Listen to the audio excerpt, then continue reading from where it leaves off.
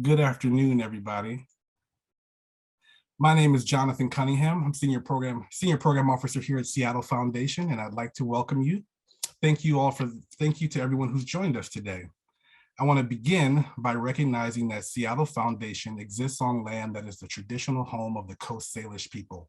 We acknowledge them as the original and current stewards of this region. This event, just a little bit of housekeeping, this event has live transcription and closed captioning.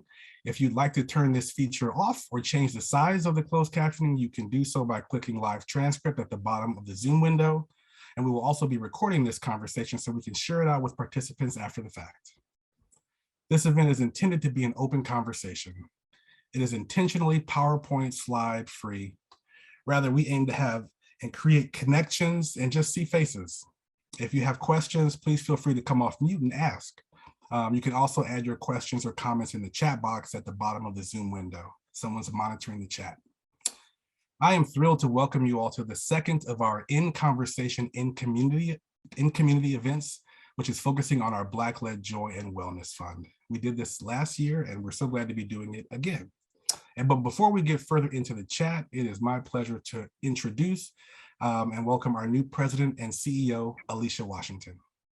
Well, thank you, Jonathan, for that warm welcome. And it's so good to see so many of you.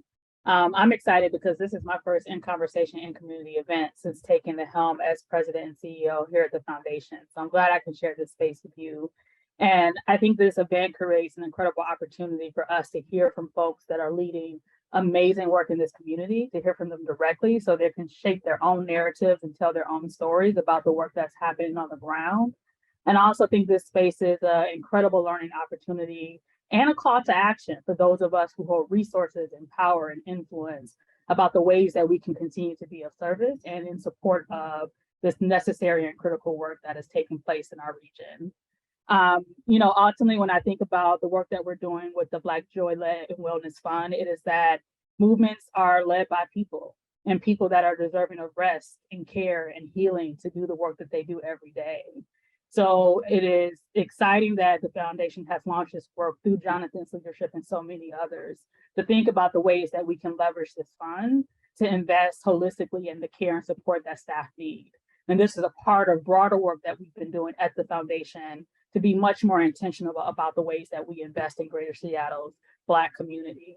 So I'm not going to talk before you long because I think we have incredible people that are here with us today, again, to share their narratives and their stories about the work that they're doing. We can have an opportunity to hear today from 3 organizations that have been receiving support from this fund to hear what that has done for them and what it will do for them. So without further ado, Jonathan, I'm going to turn this back to you to introduce our incredible speakers who I want to personally thank for taking time with us today, and then get us going into this discussion. Thanks, Alesha. Yeah, we're so glad more people continue to join the conversation. So as I said at the beginning, and as Alesha mentioned, we're talking about our Black-led Joy and Wellness Fund. This launched last year, and this is our second time doing it. So we'll be doing another round of funding. And again, just so glad to have Alesha here with us. For those who are in the audience, please know that this is intentionally designed as an intimate conversation where you can hear from respected leaders within their community, learn more about the most pressing issues that these nonprofits are facing. There are other spaces where we can gather 100 people or so, but this is intentionally a smaller audience. So we launched, one thing that may help some framing of this is that we launched, with the help of our Black-led organization cohort, the Black-led Joy and Wellness Fund in 2021. The fund is a grant program designed to offer general operating support to Black-led and serving nonprofits, and the dollars are to be used specifically to support the well-being of the staff. That includes wellness retreats, sabbaticals, additional paid time off for staff, bonuses, exercise equipment, and whatever the staff say that they need to take care of themselves. We kept it intentionally allowing the organizations to share what the staff and the team needs, and then we trust the organizations to spend the money, focus on just staff well-being and wellness and rest. In December of last year, we granted out a total of $540,000 to 29 organizations.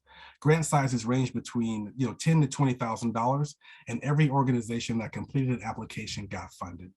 Part of that is that we kept it as a closed process. So it was invitation only based off recommendations from our Black-led organizations cohort and from our staff.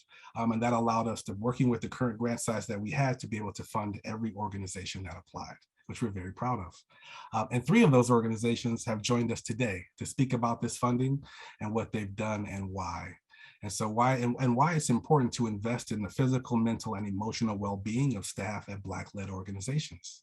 I want to make sure that you all can introduce yourselves and share who you are and what your organization does. Let's start with Ms. Melba from Northwest TAP Connection.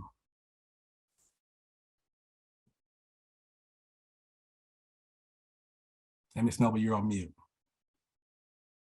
Working through this this Zoom stuff, y'all know I'm kind of old.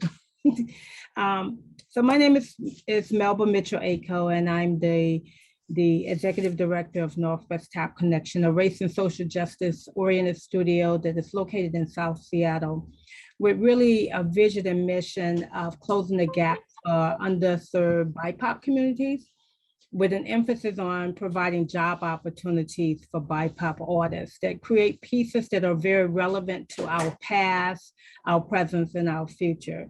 And so definitely, I just want to say thank you so very much for this fund, because it was so well timed.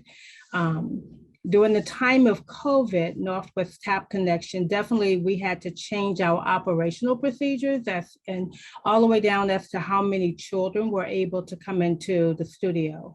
And so we were balancing really about, where do we make these cuts? Do we raise prices for our tuition that has been the same since 1995 to give everyone an opportunity? Or do we have to cut staff and not, pay them what we call a livable wage? And so as an organization, we jointly came together with coming to the conclusions that staff members were willing to take cuts to ensure that children still had opportunities to have accessibility to the arts. And it's important for me to say this, is that I think that anytime you start talking about BIPOC, Black-led organizations, that people who are working in these spaces are really about giving back and sharing their artistry and really promoting a better tomorrow.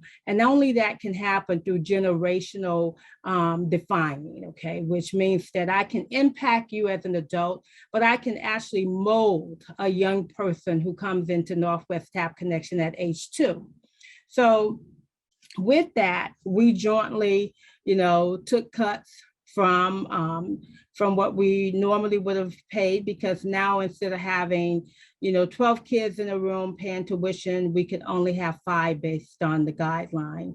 And so definitely I want to thank the Seattle Foundation, and my conversation with Jonathan when we applied for this, really looking at what could we do? And I know that that definitely wellness and physical is it's just really vital. But for Black and Brown people, our emotional health is often defined by our economics and what is going on at that time. And so I requested that, I felt that our staff had sacrificed greatly to have the success of Northwest TAP continue during this time. And that I would like to have a gathering, but then I would like for them to define what would they need to find joy and wellness during this time. And so we didn't do something collaboratively, like, I know we talked about, I saw that they talked about going to massages and maybe having a spa day. But the bottom line of it is, if you can't pay the light bill, a spa day sounds really good, and that's temporary joy. But then when you come back home, you're still faced with that situation. And so definitely, what they did with their money, it really, it varied. I mean, Miss Martha is, when she got hers, she's turning 60 next year. She convinced me that I need to go on the Soul Train tour. So, so we took our funds and put a down payment on the Soul Train, because I can guarantee you that's going to bring us great joy. especially when they told me that George Benson was going to be on the cruise. Okay. Then there was some of the younger group. They decided that as a cohort, they were going to Cancun. Now, they didn't invite us, you understand. So they didn't invite the old people, but the young people, they use their money and they're going to Cancun to be Miss Melba free. And then there was a young man that family was planning on going to Ethiopia, that he hadn't been home to see family for over 12 years. And his funds was used to help to fund that he could go and with his mother and spend 30 days to see family in Ethiopia.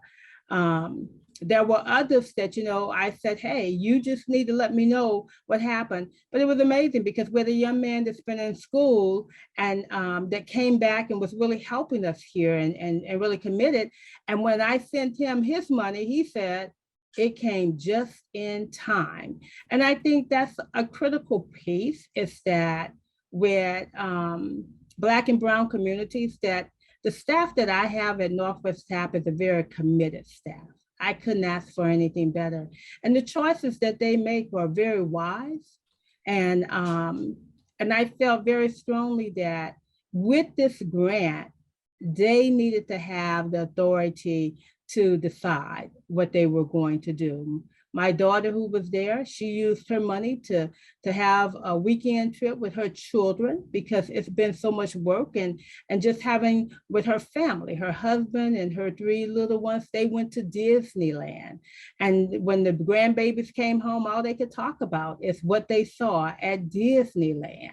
And so definitely I want to thank the Seattle Foundation for giving me that flexibility and opportunity to empower them, to empower our staff, to do what I do at Northwest TAP. I empower them to raise up a socially conscious generation, and I definitely empower them to use their money wisely for and enjoyable from this wellness and joy forum. Thank you, Ms. Melba. That's beautiful to hear. I like how it's the introduction and then all the good stuff. That's why you're here. Just recognizing we have a couple other panelists. Andre, I'll turn it over to you if you could share a little bit more about what your organization does. Hello, everyone. My name is Andre Frank. It's always great to be in space with communities. Good to see Ms. Melba and Nyema doing great work in the Black community specifically. So I'm one of the co-founders of Brothers United Leadership Development. Our acronym is BUILD. And our mission is Brothers United in Leadership Development, affecting real change in community. Sounds very simple, but that's really what we're about, is how do we affect real change in our community? And our focus is issues that impact Black men and boys. And we know there's a lot of intersectionality with that. Anything that impacts us can impact Black women and other folks from other communities as well. Our vision is Black men will be self-empowered to be leaders and mentors in their community and affect positive change, instill pride, hope, and perseverance in Black men. So I'm happy to be here. Looking forward to having this conversation and community with you guys around this opportunity. And I'll pass the mic back to Jonathan. Thanks, Andre. And last but not least, Nyema. Thank you all. It's so good to see you, Queen Melba, and my brother Andre, everyone on the call, really. I just appreciate being in these spaces also. So it's always good to get a chance to sit back and reflect. But my name is Nyema, she, her pronouns. I'm ED, or Farm Queen, as I like to call myself, at Nurturing Roots. We're all about sustainable agriculture awareness. I'm born and raised in South Seattle, so I grew up maybe 10 blocks away from the farm headquarters right now. And we focus on education, we focus on exposure, and we focus on access. So as it pertains to farming should not cost. You should not have to go into PCC and spend your last to buy healthy food. And so we really wanted to analyze how Black community receives that food, how we think about oppressive systems as it pertains to agriculture, how we are introduced to agriculture from, this negative standpoint. We really want to bring the glamour back, bring the love back, bring the joy back. So being able to be a part of this group has been honestly remarkable for me. This is my first engagement with a nonprofit, leading it. And so really it's been a learning experience, but also a building and loving experience, being able to share that with so many Black orgs, legacy orgs, a lot of them from Seattle. So good to be here. Thanks for inviting us. Of course. And Nyema, let's start with you. Let's just you're a member of our Black-led organizations cohort that we of course affectionately call the Block. And Block was really the genesis behind this grant program getting started. What are some of the unique challenges that grassroots Black-led organizations are facing? Because that may help explain the conditions that led to Block advocating for the launch of the Black-led Joint Wellness Fund. Well, I know we only got a couple of minutes, but truly Black communities, if we can imagine anything that we're facing structurally, systemically, we see it magnified. So as it pertains to burnout, I see a lot of us compassionate, a lot of us are eager to complete this work, but sometimes folks like myself haven't taken a vacation. So how do we give those spaces to ourselves so that we can have that time? I think access to resources is definitely something that impacts Black community organizations. It's impacted me in my regular life and my professional life. And then I think about sometimes whether or not we are worthy. I've often been in rooms where, I can be seen as a support, like someone has, this savior complex and they can help me, but not necessarily give me the tools to help myself. So when I think about Black community, when I think about organizations led by Black folks, we know what is at stake. We know what it feels like when it lands in our seat or in our plate, on our lap, whatever you say. But for me, I think that there are many disparities. I'd also say that access to education. A lot of us know that the best educated folks usually can afford that education. So when I think about that, access to education is huge. If you knew better, you do better. That's something that my family says. So we've got to know what's at stake. We got to know what it means when we're putting, oppressive foods into our bodies. We have to know what it means when we are not taking control of our own healthcare. So I think there's a plethora of issues that definitely, we have to combat as Black community. But I think the biggest one also in our community is strength and togetherness. I think Block has definitely given us that opportunity to say, hey, here's our dirty laundry, for example, and how do we do this together?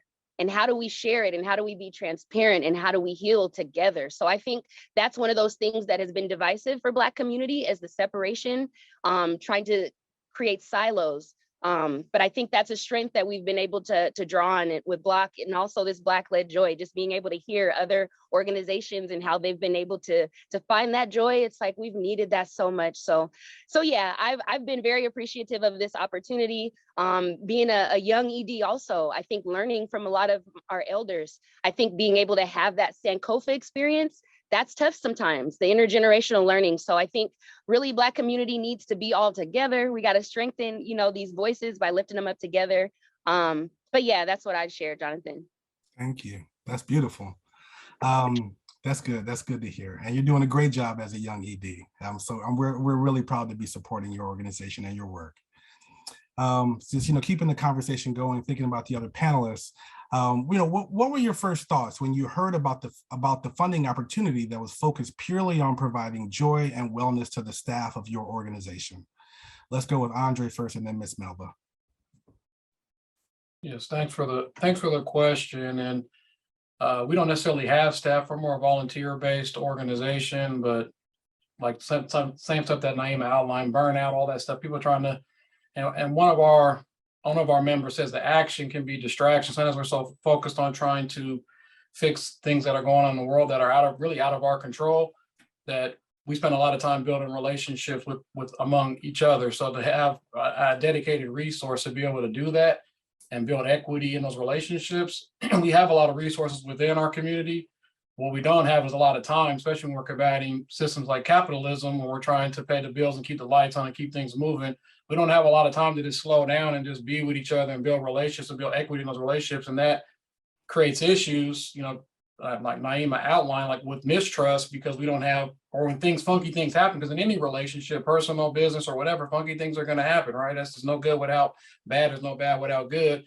But we try to be intentional in spending time, and having these types of resources gives us more time and more resources to build that equity in those relationships. So then when the funky stuff does happen, we got equity and we're not going bankrupt. We're not going into debt trying to navigate those things. So I was excited to see the Seattle Foundation through, conversations with Black-led organizations, and different things, so on and so forth, to really come out and lead in this area, because it's important. And a lot of times the funding that's added for nonprofits, and we're very strategic of the type of funding that we go after, it's kind of a this for that.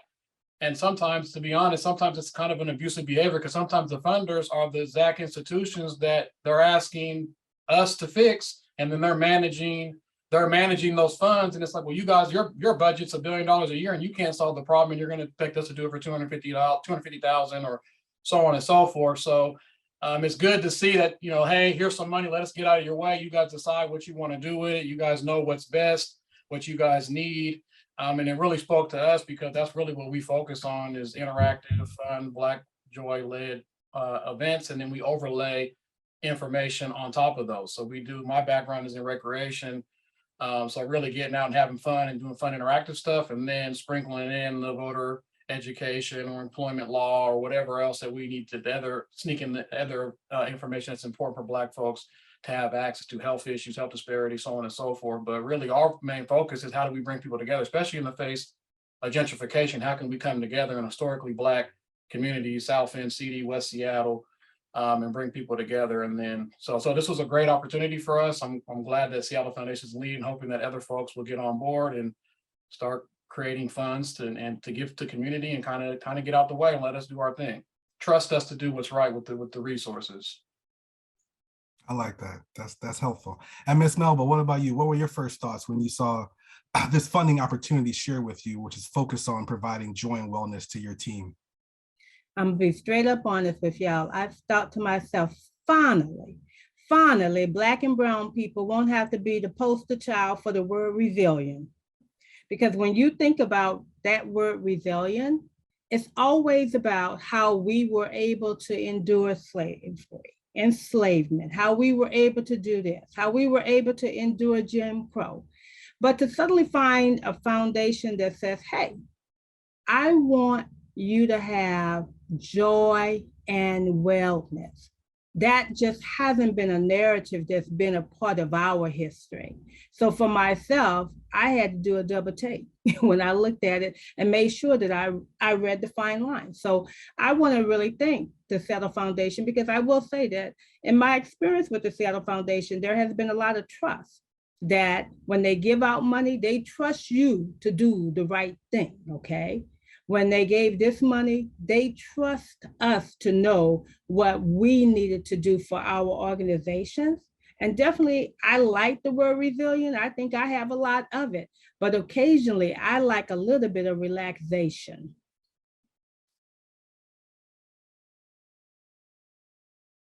That's fair. So I know you probably say, I can't believe she was that short, but I am. My husband told me to keep it short. I love it. I love it. No, this is helpful. This is helpful to hear. I think a natural next question that comes to mind, is like, do you all think that this is a direction that the field of philanthropy needs to be heading in? So creating funding programs that set aside the programmatic work and provide healing grants, so that those inside the organization can take care of themselves and avoid burnout. And that's for anyone on the panel. I think they need both. I think that we're a long way from being where we have gotten enough funds or get enough seats at that table to do really programming that is going to be effective, okay? Because what we're really talking about is putting things in place that's going to change the narrative that has long been. I mean, when I think the best example I can give to you is the Juneteenth celebration. How long did people tell the story from generation to generation about what was happening and what needed to happen with Juneteenth? From, we're talking about the 1800s until 2021 before it was actually acknowledged by this country. And so definitely, I think that we need to think about that people need the funding that they can program with, because that works directly with some funding for joy-led and relaxation. Those two things go hand in hand. You can't have one without the others. You have to work, programming, and then there needs to be some time for rest. And I think that's a critical piece that people forget. Thank you. That's good insight. Others? Yeah, I definitely agree that there should be two pockets. When I think about our work here at Nurturing Roots, we definitely focus on, we are cultivating seeds and growing, but we're actually growing the humanity behind each individual that's participating. So even when I think about the value of, programmatic funding and then healing and joy, it's like, as an individual, as a human being, we have to be motivated to do anything. Even to get up and go to the bathroom. Sometimes if you're watching a show, you might not go. Like, you have to be motivated, to do these things. So I think about, in general, everyone, for sure, a lot of foundations need to target more Black organizations, not only for healing, but for programmatic funding. But I also just think about, in general, how much do we actually spend giving ourselves that time to relax? I think the United States is one of the only countries that doesn't have all of that extra. Like, France has like 3 months of vacation time or something. They have 5-course meals in elementary. There's all kind of things that, give back to the just your humanity. And so I think about, how many times do I see a grant that says feed someone's humanity? Never. I never get a chance to really, motivate all my efforts into just saying, hi, I'm gonna give you a hug. It has to be this thing, this rigid thing. So I definitely feel like there has to be more love in the world. And if it starts with foundations paying a reciprocity to community, maybe you are the ones that are gonna inspire our governments, to act quicker. Like Ms. Melba was saying, like, how do we get folks to understand this? A lot of our communities understand this because we live it. So how do we get them to, to live it, to understand it, to smell it, breathe it like we do? So I definitely see where healing, sometimes I would say even more than programs, because that is the thing that we are here to do. Of course, we have work to do because of all these things, but truly, if our desired principles were enacted in the world, we would only be healing and loving. So I just think about how much time we actually we give to that, or persuade ourselves to think about, because really that's what motivates me to do this work, the love I have for community. Without that, there's no work. So that's my answer. Yeah, and what I'll add to the conversation is, our analysis is a little different. We don't think programs change people, we think people change people.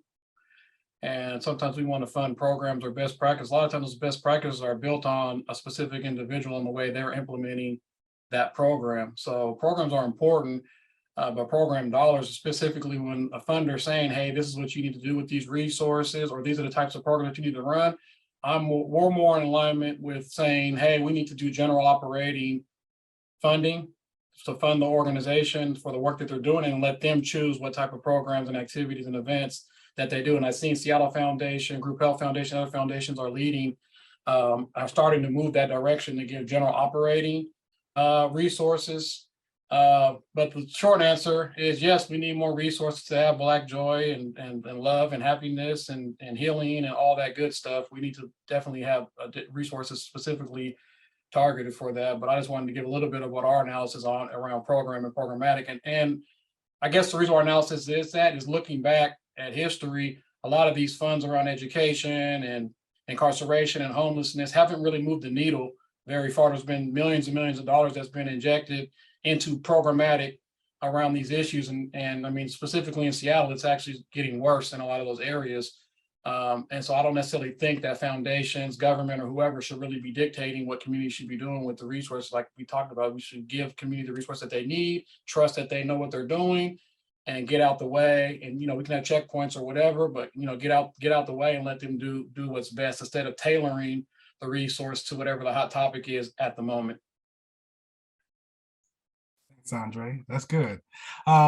Sticking with you, it'd be good to hear, what are some of the activities, just thinking about those who are on the call, like we're talking about this Black-led Joy and Wellness Fund and how it's providing joy and wellness, et cetera, but that can mean a lot. What are some of the activities that you engaged in using this funding for your organization, Build? Yeah, thank you.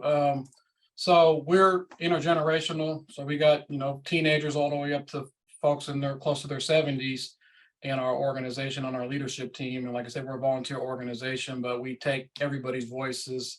We have a lot of diversity within age and background and sexuality within our leadership team. So we were able to rent a nice big house over in Lake Chelan and take 10 brothers over there and get away for the weekend and eat good and crack jokes and sit around the fire and share stories and things that we're dealing with and navigating and being a parent and, you know, difficulties at work and all those types of things. It's having a real nice healing space to do that. But also with that conversation, some people talked about, you know, struggling with mental health issues, addiction issues, and those types of things. So we were able to use these resources. And without these resources, we would have figured out a way. The Black community is very resourceful and very resilient. So we would have figured out a way to solve these problems anyways, but it was helpful to have these resources. So we were able to put one of our brothers in inpatient drug and alcohol treatment, you know, and advocate with their employer to say, hey, make sure that they're okay, you know, with us being able to advocate for that. You know, we were able to share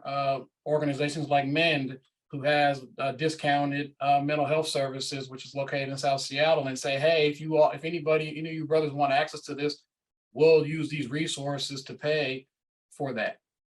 So they do couples stuff, they do individual stuff, so on and so forth. We also tapped in the Washington Therapy Fund. One of our members is on the board with Washington Therapy Fund. So just really trying to make sure that through that opportunity to share space with each other and build our relationships, we were able to have authentic conversations. People were able to share some of the struggles that they were dealing with. And we're hoping that this investment that we were able to leverage can put them in a situation to be more sound in leveraging Black joy and balance within their life long-term, not just a one-off type of event. And we still have some resources left. So we're looking at in the fall about doing like another retreat, get together. We did ask for some feedback from folks, and they said it was like the best thing that they had happened to them this year. So really looking forward to, and if you check our social media, some of our folks were posting videos and folks were dancing and singing, and, you know, 10 Black men in the room dancing and singing together. It was an amazing event.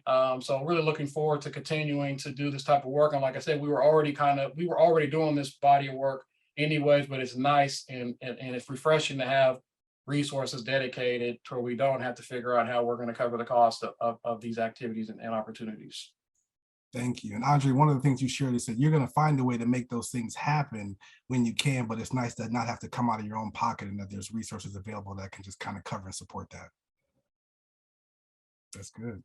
Nyema, what about you? What are some of the activities? How has Nurturing Roots been able to benefit from Black-led Joy and Wellness Fund? Man, just thinking of what Brother Andre just mentioned, the Gen Ops is so important.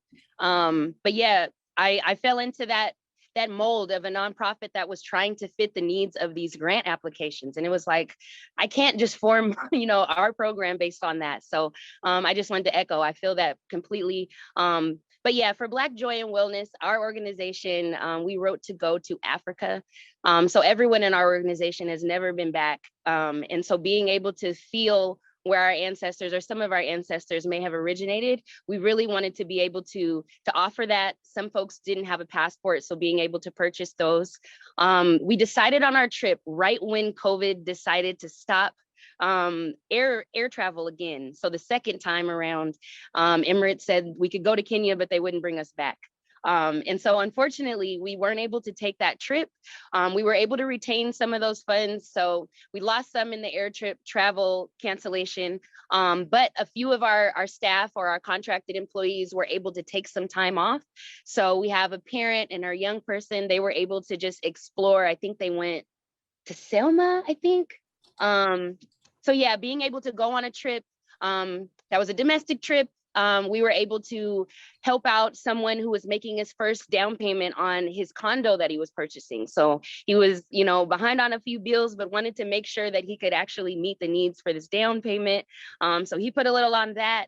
I retained a lot though, so that we could actually do a trip together. I know trips abroad have inspired me. Like, I mean, it's uncomparable being able to go and see another country that totally has their own way of doing things, and then just reference ways that I can bring those hopes and joys back. So I hope to be able to take folks to Cuba or potentially Africa this year, and then perhaps we can do a team building experience where we just go get on a sailboat, but we're going to do that on September 1st. So that'll be amazing that we'll be able to share that with our youth internship participants, and just learning, but also exploring something that we know nothing about, being able to just digest a different scenery. Sometimes it, like you said, it brings you back so that you can be more whole when you return home. So yeah, I think Black Joy and Wellness, it was similar to what Miss Melba said. It was amazing to see that, wow, this could actually happen. Do they know that this is for love and joy? Like, I've never seen that articulated in an RFP. And truly that has to be what inspires us to keep going. Funders, the same thing. How many times can you say you funded someone feeling love, or joyful? I know we have these bottom lines. Sometimes we're looking at numbers and, we're looking at these rigid systems all day, but really seeing the value of someone in my community, just thank you so much. I needed that. I think those are those moments where I can't do it because sometimes there's grants, like Andre said, I can't pay you with this one. I can buy paper, I can buy gas, but I can't hand this to you and say you can do what you want with it. So that was amazing. I also assumed the burden of it. A lot of our contractors have to pay their own taxes. And so we gave an extra amount so that could be covered. I think that's one thing that I never realized. Starting a nonprofit, if I'm hiring contractors, you're responsible for all those taxes. So being able to create a little bit of a cushion for that, we were able to do with Black Joy and Wellness. So to me, it's substantial. I'm excited to just see what the next organizations can do and what the next foundations are willing to do. But yeah, it was love and it was joy over here for sure. This conversation is giving me so much joy right now, just hearing that and just thinking about all the good things that are coming out of it. Just appreciate the way you all operate. And I just want to share again, part of the reason why we're having this conversation, just to be transparent, like let's just keep it 100. Like the reality is that, Seattle Foundation, we are doing this again. We are going to do Black-led Joy and Wellness Fund again. Our goal is to distribute a minimum of $500,000 to Black-led and Black-serving organizations. Seattle Foundation proudly puts in the initial 250, that initial 250K, and we are fundraising for the rest. And so this is where our funders and donors, we need your support as well, so you can receive more of these messages like what you're hearing on the screen today. I know we want to make space for any questions, and so want to make sure that there's the opportunity. If anyone has questions, we can kind of open it up. Yeah, if you've been inspired by anything that you heard, if you have questions for anyone that's on the call now is a great time to just either come off mute or put something in the chat.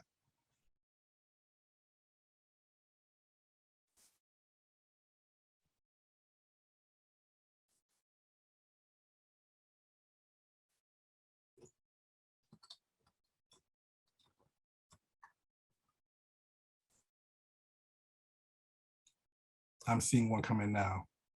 Has this funding helped shape how you want to prioritize joy and wellness for your team in the future? And what would that look like? Let's see if anybody can take it. I'll jump in. And the short answer for us is no. We've been prioritizing joy and wellness.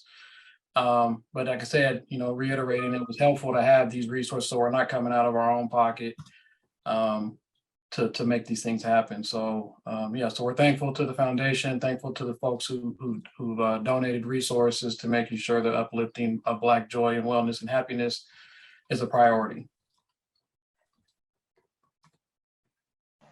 And Ms. Melba, what about you? Has this funding helped think through how you want to prioritize, joy and wellness for your team in the future? I think it has, because, we do a lot of, if you notice, I talked a lot about people that from us, we're traveling and going and seeing things. And when I think about that, I have to share with you that, as a little girl growing up down south, my first couple of years was at segregated schools, and then I went to integrated schools. And when I went there, they asked this question: what did you do for your summer vacation? And so when I told them that we went fishing, a lot of the kids laughed at me because I didn't have an experience where they had went to Disney and that type of stuff.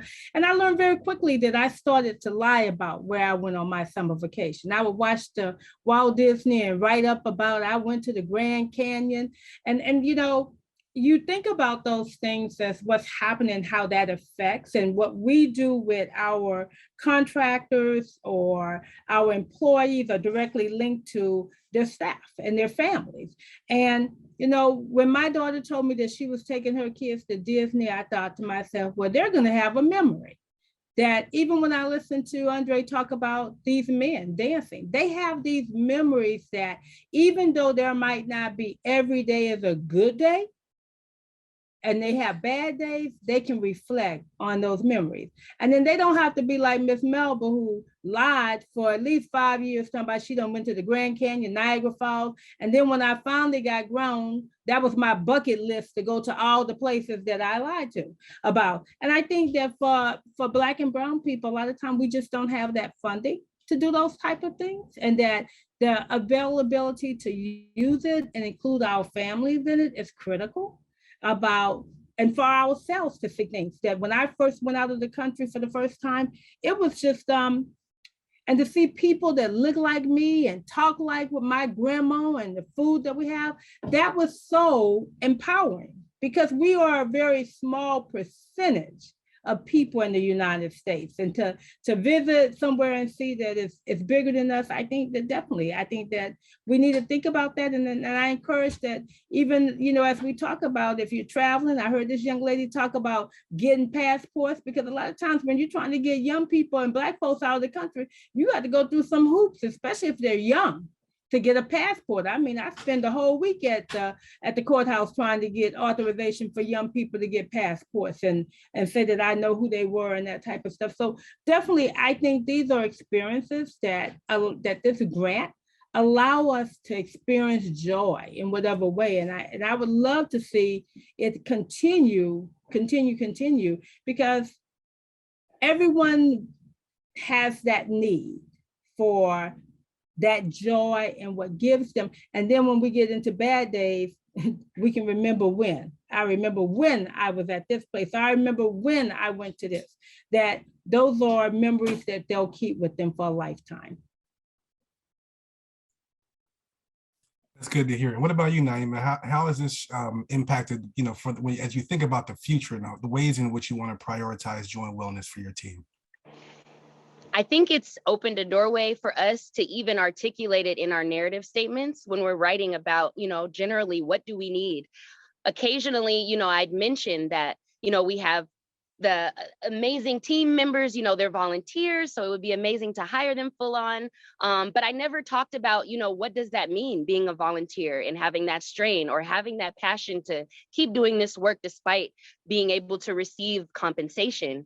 And so for us, I definitely have started to reframe a lot of our narrative to be able to articulate, this is also what we're fundraising, and this is also a priority in our organization. I think we've always done things that were joyous, let's have a fashion show, let's do a farm to table dinner, but actually saying we are looking for funds that are going to be able to provide to the well-being and joy of our contractors, I think is something I didn't think I could say. And so I think just like that moment of me being the only chocolate chip at a TILT conference for farming, or WSDA conference about farming, I had to get over that hump. And so I feel like this Joy and Wellness Fund has given me that kind of push to get over that articulating, worry about, are they going to get it? Or should I say that? Is that valid? Like even thinking about standard marketing now, it's like, can I pay an influencer to market on Instagram? Is that the new way to market things? So I think all of these barriers are able to help me help other organizations identify that value, and then being able to kind of put it in stone, as Seattle Foundation is a huge foundation. And if they're saying that this is valid, then perhaps that can be, a way or a path for others to follow suit. So definitely has inspired our org to put that line item in our budget, and then to be happy about sharing it with our funders or our donors that, hey, this is something that we do and we're going to do it every year. It's intergenerational. It's going to hit our youngest contractor, Carter. But we definitely want to be able to blanket our whole organization with theories of joy and love. And this is something that for sure we're gonna carry forward. That's good. I'm glad to hear that. And if in any way this funding is helping giving you different language for how you articulate what your needs are, That's important. And you need to be able to share what those needs are. Something that was said earlier, and I'll just think about this as somebody who's on the back end helping to facilitate the grant process. When we were reviewing grant applications, one, our Black-led organizations cohort, we have a subset of Black that reviews all of the grant applications. It's all Black folks who make the final grant decisions and dollar amounts. But one of the things that they noticed, I heard you mention just like sort of defaulting to grant speak, is that some of the applications, they just focused on all the work that they would accomplish, right? Like as we said, we asked one, this is a very simplified application process. We just asked 5 questions. We don't want to negatively impact anybody's joy and wellness, having them fill out a long application process. And then of course, they don't even get the funding. Like it was a very simplified grant questionnaire, asking questions. And one of them was, of course, just list your activities. But we noticed that some of the organizations that have just been so trained to default to grant speak, just started talking about all the things that they were going to do. And one of the grant reviewers like, but when are they resting? Like I'm not seeing rest in here. This is a whole lot of activities. When are they actually just going to take care of themselves? And Liahann, I know that you're on the call from United Way of King County. You put something in the chat earlier about Black leaders often prioritizing supporting others, but not prioritizing taking care of themselves. I'm wondering if you'd be willing to expand on that. Yeah, and actually Nyema was part of this conversation that we had with United Way has the Black Community Building Collective, and it's 15 organizations and $1.5 million that they distribute in a participatory funding process. But as one of the things we did this past year was put some dollars aside for training and gatherings of the collective. And as we started talking about, well, what kinds of things do you want to do? And we quickly went from things sort of focused on self. We were talking about things like spa day and day on the farm with Nyema and all sorts of different things. And then, but it quickly went to being a program for the whole community. And so, Sean Good had to wheel us back and sort of say, hey, we need to focus on ourselves, oxygen mask on yourself first. And so it was sort of that natural inclination to want to do something that benefits community and use the dollars for that and not focus on self. So I think that's, where our dollars are also general operating, flexible, use them for whatever you want. Don't have to tell me what you use them for. But at the same time, part of me is like, but I would love to carve some of it out just for wellness or healing, or just because not all organizations will automatically do that because they'll want to give the money to the kids, to the seniors, to whoever it is that they're serving. And so there's, so it is that intentionality of focusing on this, I think is important. It's a hard shift. People are often, and Black folks in particular, have been like trained to work and trained to just power through, right? We get called all the things, and the resilience, and Black women in particular, they get all these accolades for being so strong, the strong Black woman. And some of that's just, there's a flip side to that as well, which is that we've also been trained not to take care of ourselves, not to rest, not to be able to relax, not to do the spa days, not to do those things, not to take the sabbaticals, the planned out sabbaticals. So this was a shift for organizations, and we saw that. The desire is for us to continue to do Black-led Joy and Wellness Fund in the future, and actually adopt it as one of our core programs. And if we're able to do so, we know that it may take organizations some time to honestly believe that this funding really is for their joy and wellness, right? And so we also had to do some side coaching, and some of the organizations that got funded, I said, you're going to get the funding, but one of the things that the reviewers named is, how can you make sure that you really are prioritizing rest? This is a whole lot of activities. Make sure we think of it as like, these are please take care of yourself grants. These are please don't burn out grants. We know lots of organizations are having issues with staff retention. And so, yeah, take care of yourself. That's the priority behind Black-led Joy and Wellness Fund, and why we're so glad to be doing it. Before we wrap up, because I'm going to bring on our Chief Engagement Officer to help us close, but just want to offer space for any last words from our panelists, from Ms. Melba, Andre, or Nyema.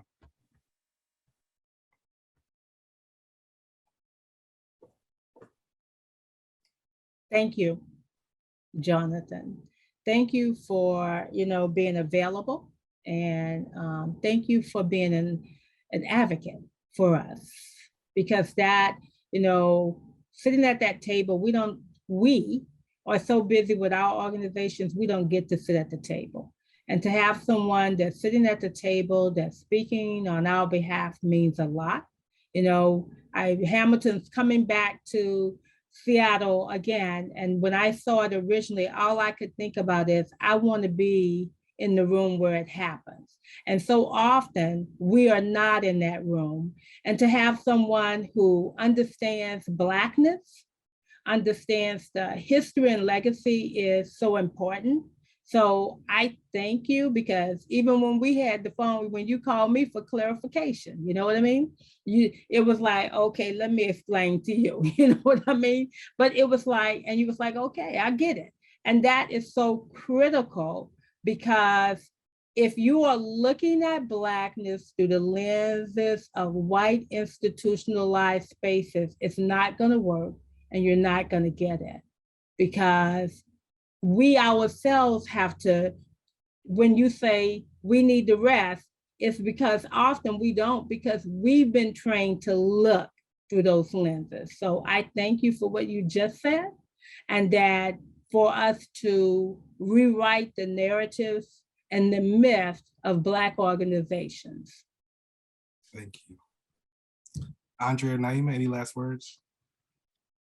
Yeah, I'll jump in there. It's kind of what I heard too is, the action can be distraction. Like we're so focused on going out and doing things, it's distracting us from taking care of ourselves, our mental health, our well-being. And a lot of times, and this is part of the game, there's not a lot of funding for us to really own things. It's how do we burn through this money, and then we don't really ever have anything that's sustainable, right? And then like we talked about, even Nyema spoke on it, other people spoke on it, like how we're actually writing. And a lot of times it's that's why I say it's abusive, because a lot of times they're looking for us to write about our people in a deficit. And we've been really intentional. A lot of times people say people's budgets is a value statement.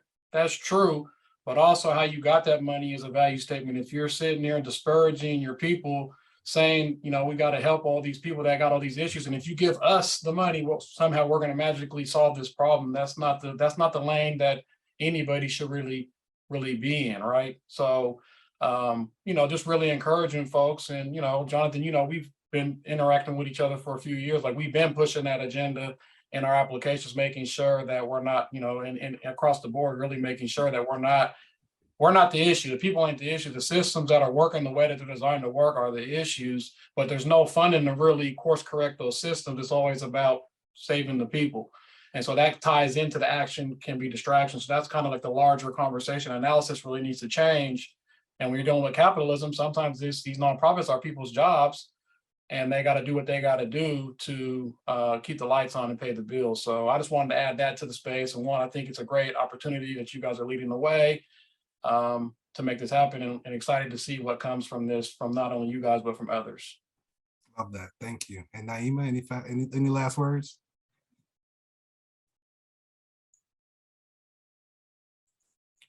All right. Well, I know we're coming up on time. I do want to introduce our Chief Engagement Officer. Stephanie, can you come off mute and then help close us out?